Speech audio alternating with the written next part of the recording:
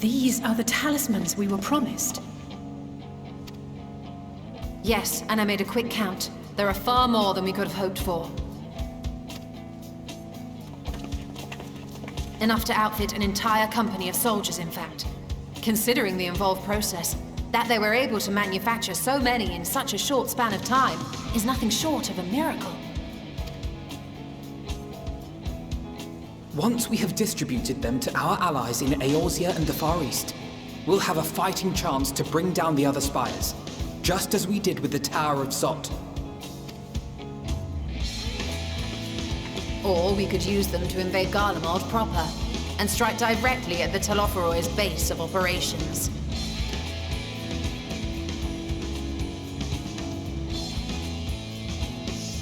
Of course, we would need to consult with various Alliance leaders before such a drastic measure could even be contemplated.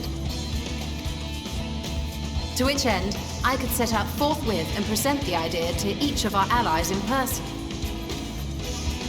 Pray allow me to undertake some few of those journeys. I find myself restless and in need of purposeful duties. I can head eastward. Bosnia and Dalmasca are just a short hop from here. Ndoma's shinobi network should come in handy for passing on the word. We shall share the burden then. Meanwhile, I think it best that you and the others take the talismans back to the Baldesion Annex. We must keep them safe and secure until we've decided upon a course of action.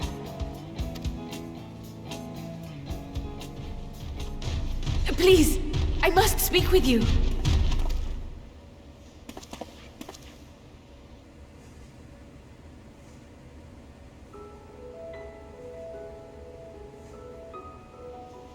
Nidana, you're awake. Yes. When I spoke with the carer at my bedside, she told me that one of the Scions, a young woman, had cleansed me of the tower's corruption. It seems I've been asleep ever since the treatment. But when I awoke and learned you were all still here, I knew I had to come.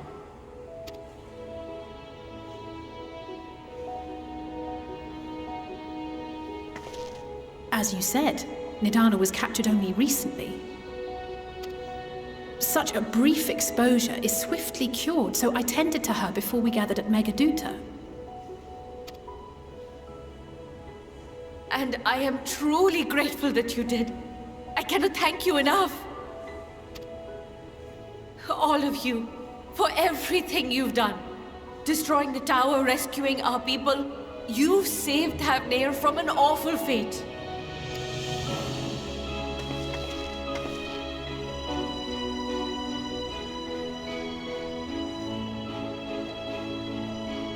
Yet who hath truly saved whom? Due in no small part to thine inspirational courage, the alchemists were successful in reproducing warding scales of proven efficacy.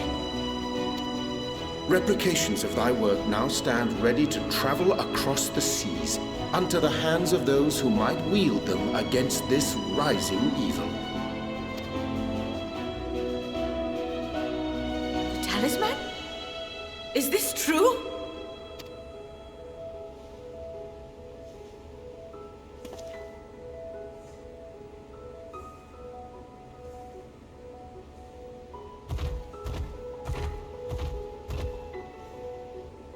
Oh, I was so groggy from sleep. I didn't even think to ask. Oh, our great work sent across the seas. It was worth it. Oh, it was all worth it.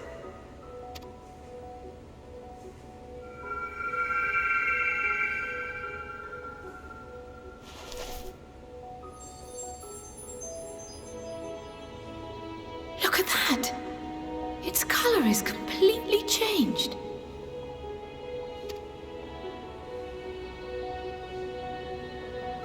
What do you have there?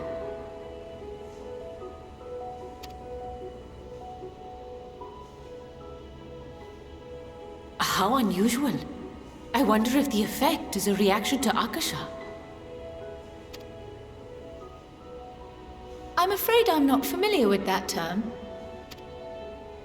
Akasha? It is one of the unseen energies defined by Harnish alchemical theory.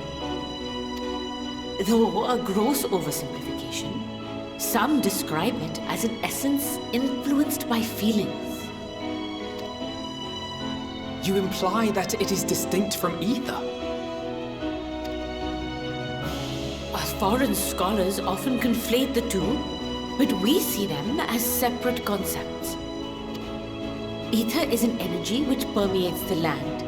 It exists within animals, objects, even the air we breathe, affecting all through which it flows. Akasha, on the other hand, exists in a domain beyond our reach. A gift bestowed from on high, or torn from the heavens in some traditions. Akasha can neither be created nor destroyed. It is beyond our power to purposefully alter or manipulate. The only thing observed to influence it is an abundance of, I want to say, spiritual emotion. As a veteran of the battlefield, surely you've experienced moments of desperation or exaltation when you've transcended the usual limits of your capabilities. That is a manifestation of Akasha, the invisible essence harnessed by heart, mind, and unyielding spirit. I really must hear more about this theory. Our disciplines are based entirely upon the idea that ether is the fundamental form of all energy. I'm glad my haphazard explanation has piqued your interest. But even for us, Akasha is a somewhat abstract field of study. A lack of practical application lends itself poorly to formalized research. Which is why my analysis of your flower can amount to little more than idle speculation. I am sorry. Nonsense! You have nothing to be sorry for. Your insight is much appreciated.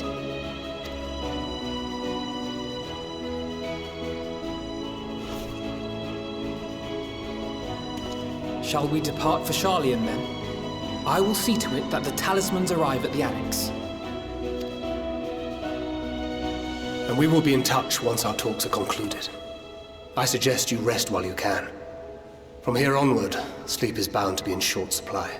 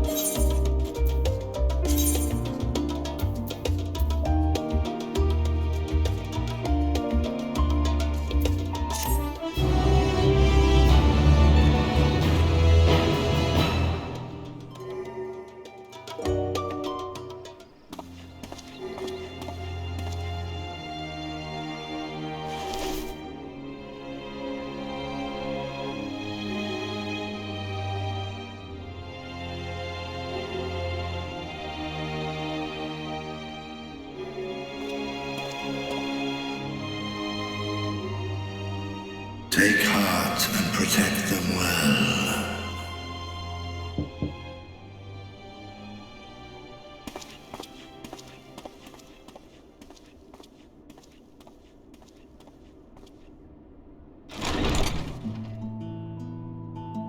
Good! You're here! You haven't eaten yet, have you? We've bought quite a spread if you're interested. Only the finest dining from the last stand.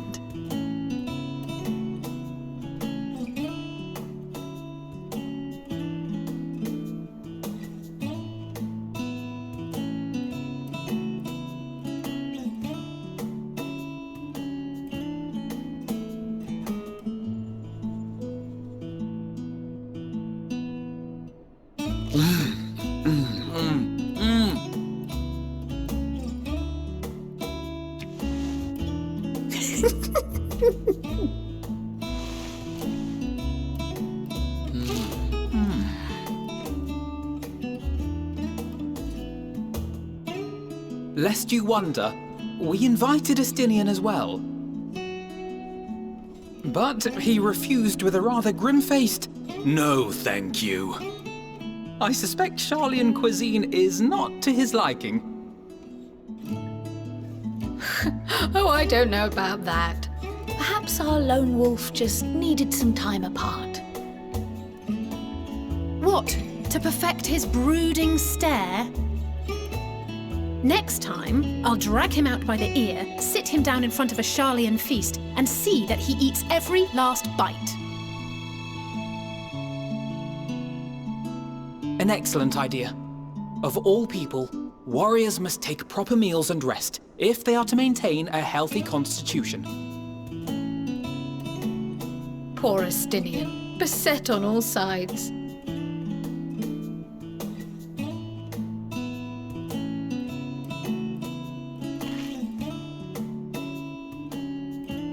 Speaking of one's physical condition, Mistress Krile, I hear you recently played literal host to Heidelin herself. And what an experience that was. Tiring, yes, but no lasting harm done. If anything, I should have liked to speak with her longer. I've not felt a hint of her presence since. Heidelin instructed you to carry that flower, yes?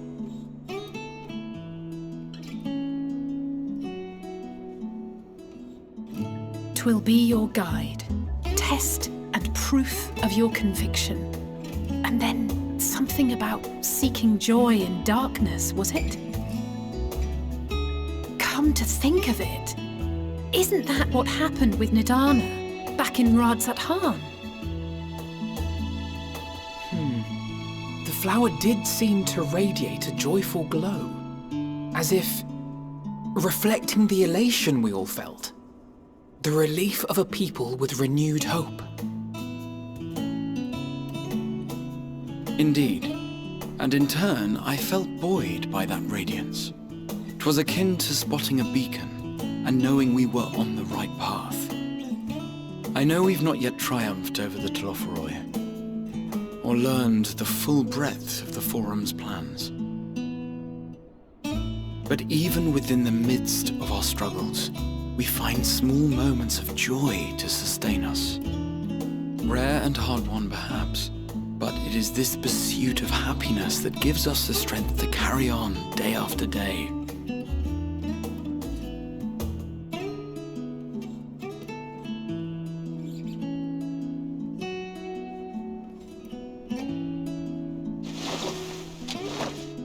Hey, that's mine. To the swift the spoils.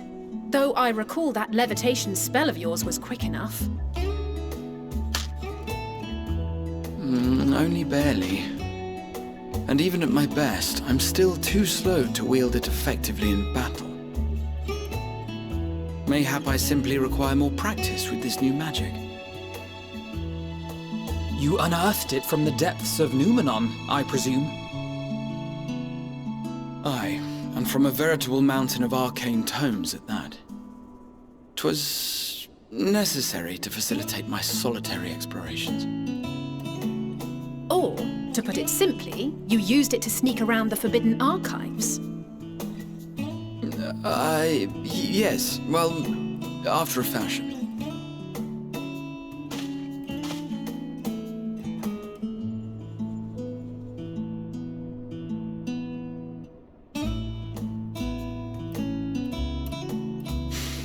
They're tall, you see. The shelves, they're too tall for me. And I could hardly move the library's platforms without attracting attention now, could I?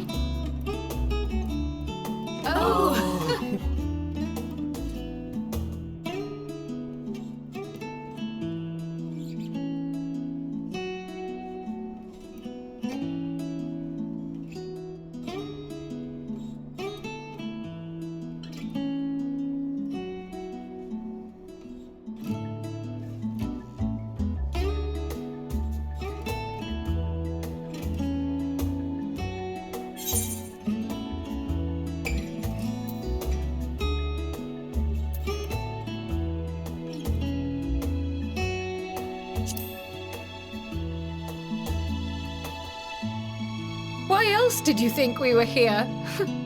Surrender to thy fate, O champion.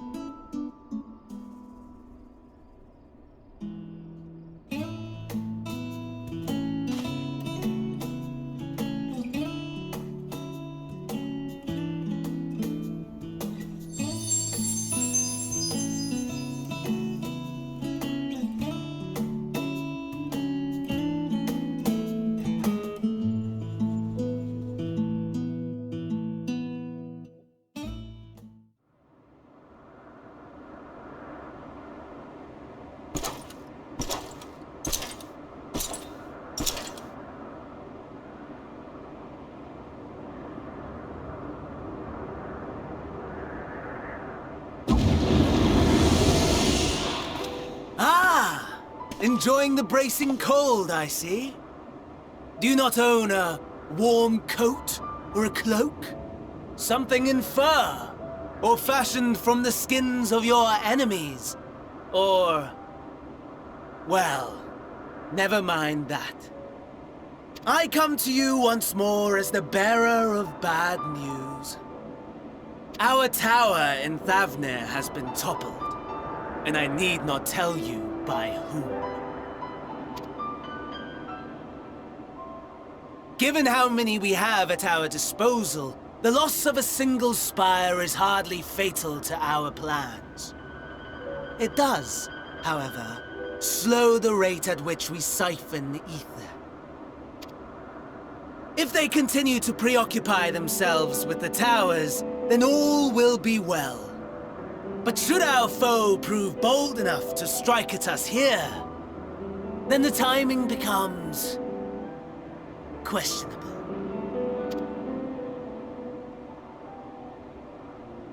Our foe is bold enough.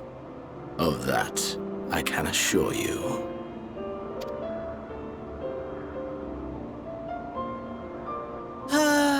Yes, very well then. I suppose I must prepare a proper welcome.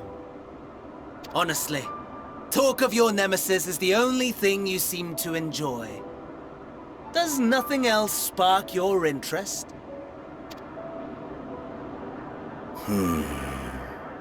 No. All else is... equal. Equally tedious. Equally disappointing. The world is a tepid bog into which we sink, too weak to thrash as the mud clings to our eyes and fills our throats till we blissfully choke. But then came the light, blinding and pure and hot, so very hot, enough to set my soul aflame.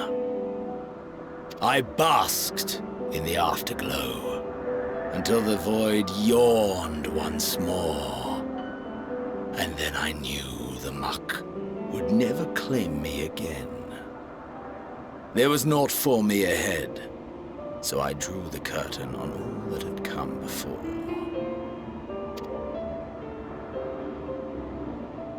Burn, burn, let the whole star burn.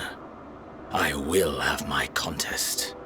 I will reclaim my moment.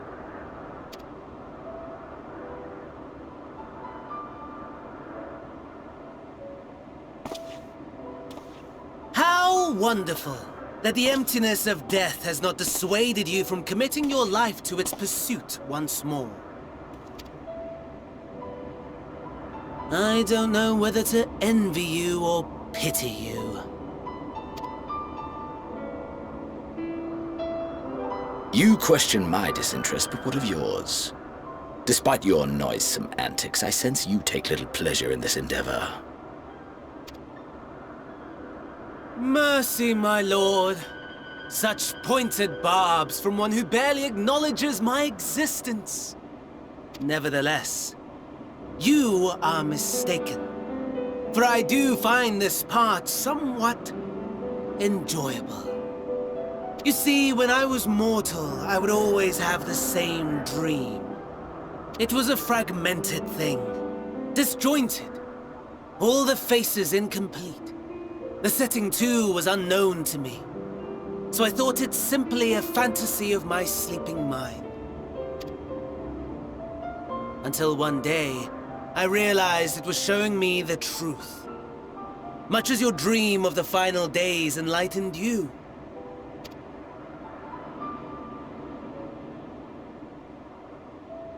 And soon, very soon, the rest of the world will see the truth of my dream too. Yes, I think that is something we can both enjoy.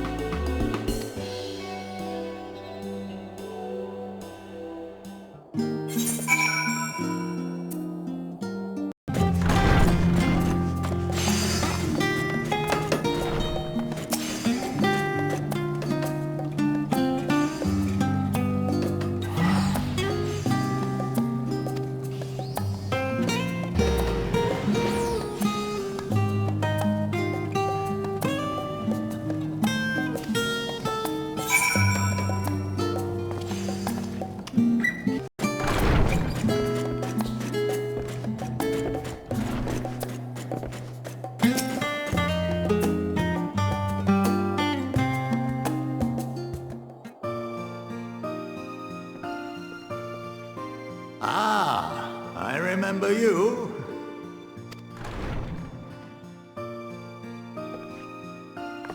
I pray we have not caught you at an inopportune moment. We wanted to offer our thanks for your kind words in the forum.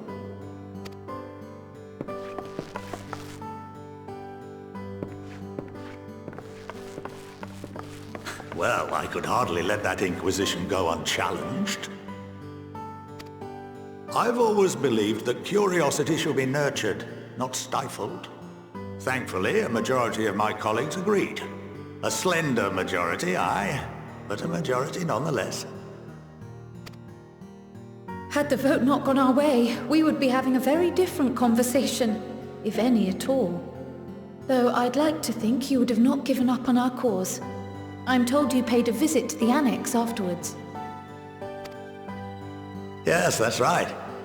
I was hoping to speak with the grandchildren of my dearly departed friends Galuf and Louisoix in a less dour setting. But it seems I just missed you.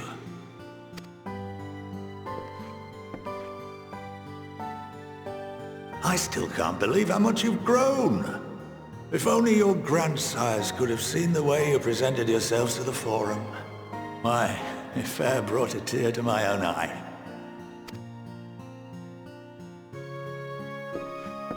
You must have the patience of a saint, putting up with this lot and their antics. Never mind Matoya's prize student. Luckily, I know a thing or two about managing unruly younglings. If you ever need advice, don't hesitate to ask.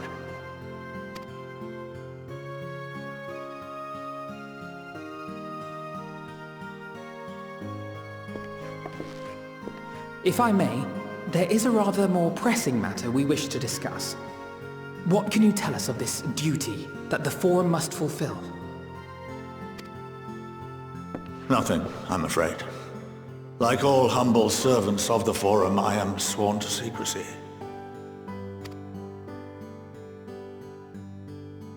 Or rather, I couldn't tell you if I tried. Our duty is of the gravest importance. Furthermore, if the particulars were made public, it would incite widespread panic. As such, those entrusted with this duty have been bound by an enchantment, which prevents us from speaking of such matters without the express permission of the Forum. How is that even possible? It's been some time since I last gave a lecture. Please, take a seat.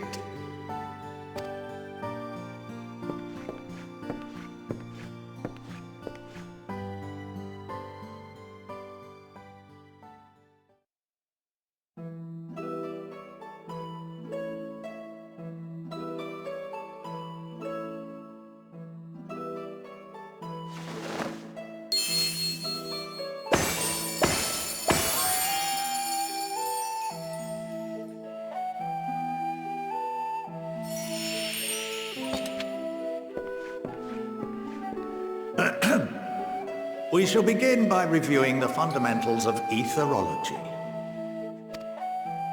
The ether, which imbues us with life, can be categorized into three forms. Two are of the incorporeal sort, the soul, and the memory. Can anyone tell me the third?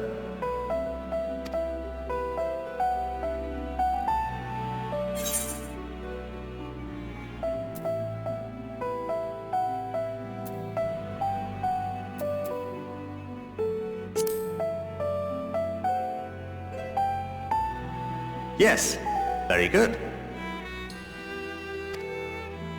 This is the form with which the layman is most familiar. Consumed by even the simplest of daily activities, and replenished by the food and drink that sustain us, this form of ether is in constant flux. In contrast, the ether that comprises the soul is rarely subject to dramatic change. The same can be said for memory, as the two are intrinsically linked.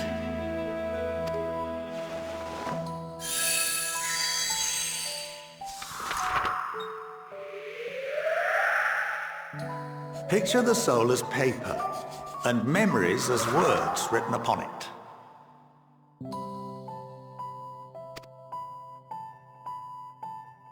Now, what would happen if that paper was doused with ink?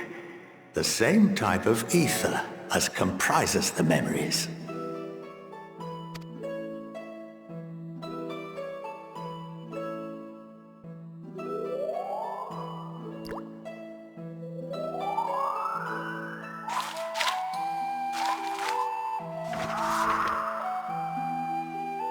It would blot out everything that was written. Precisely. We would be unable to recall the memories, and any activities that depend upon them would be hindered as well. In fact, this exact phenomenon was observed on a vast scale not so long ago. And what might that have been?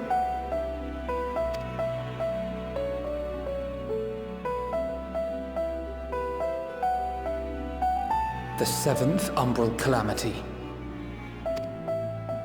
The people of Eorzea vividly recall Bahamut breaking free of the Lesser Moon and raining hellfire down upon the realm.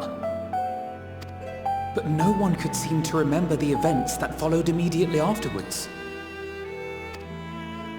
Indeed.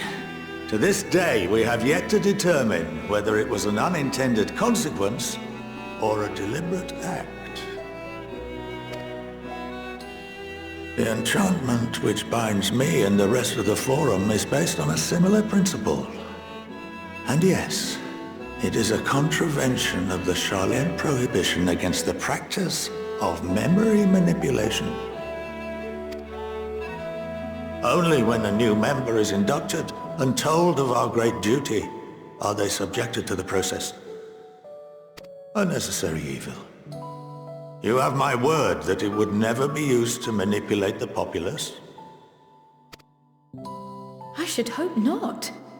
But can this enchantment be dispelled and your memories restored? If 9/10 of our members give their approval, then the process may be reversed. Then, and only then, would we be able to speak freely to others of our sacred duty. Barring that, we must wait until we return to the ethereal sea.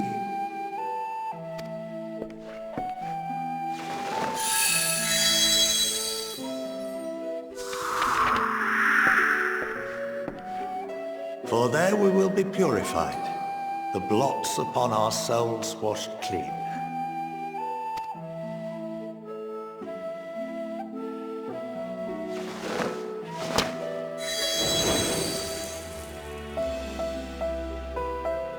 And our memories drift apart and dissolve. Rather defeating the purpose, I suppose.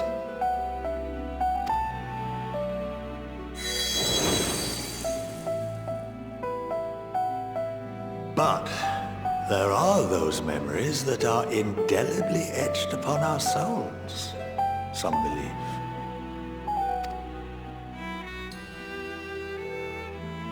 What happens after that? We are reduced to pure ether, coalesce with that of others, and create souls anew. Alternative schools of thought assert souls remain whole and return to the corporeal world, reborn into another form. Both theories have their proponents. Personally, I consider each equally probable.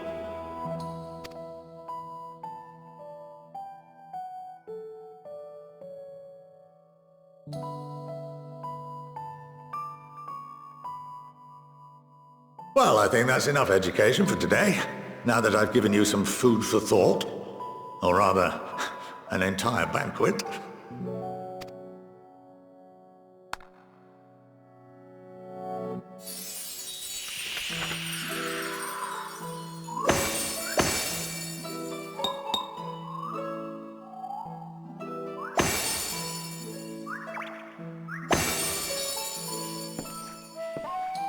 I would remind you that although I'm unable to assist you with certain matters, the resources at my disposal may still be of use to you.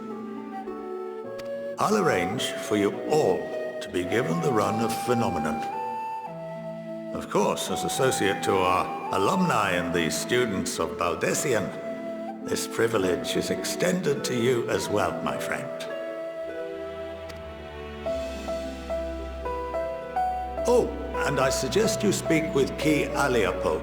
She's well known among the artisans of Sharlayan, and her network of contacts may prove useful in your search for knowledge. I wish you all the best in your pursuits, wheresoever they may take you.